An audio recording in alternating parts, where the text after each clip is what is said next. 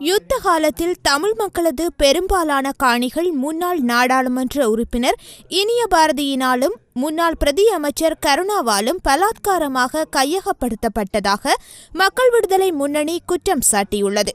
நேற்றைய நாடாளுமன்ற அமர்வில் மக்கள் விடுதலை முன்னணியின் நாடாளுமன்ற உறுப்பினர் விஜித ஹேரத் இக்குற்றச்சாட்டை முன்வைத்தார். அவர் தொடர்ந்து உரையாற்றுகையில்,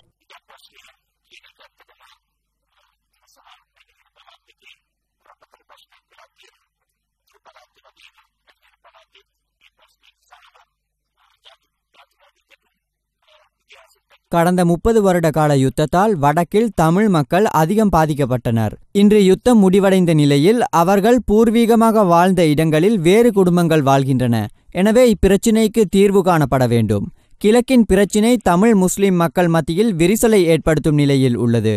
யுத்த காலத்தில் கிழக்கில் பெரும்பாலான தமிழ் மக்களின் காணிகள் கருணா குழுவினாலும் இனிய பாரதி போன்ற தமிழ் குழுக்களினாலும் பறிக்கப்பட்டன. இப்பிரச்சினைக்கு நிரந்தரமான தீர்வு காணப்பட வேண்டும். இது புறையோடி போனால் மீண்டும் இனங்களுக்கிடையில் மோதல்கள் தலை தூக்க இடமுள்ளது.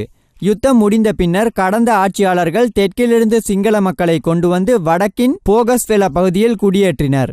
இதன்போது அவர்களுக்கு அனைத்து விதமான அடிப்படை வசதிகளும் வழங்கப்படும் என்றும் சட்டபூர்வமான காணி உரிமை வழங்கப்படும் என்றும் கடந்த ஆட்சியாளர்கள் உறுதியளித்தனர். ஆனால் அம்மக்களுக்கு தாம் வாழும் காணிக்கு சட்ட உரிமை கிடைக்கவில்லை.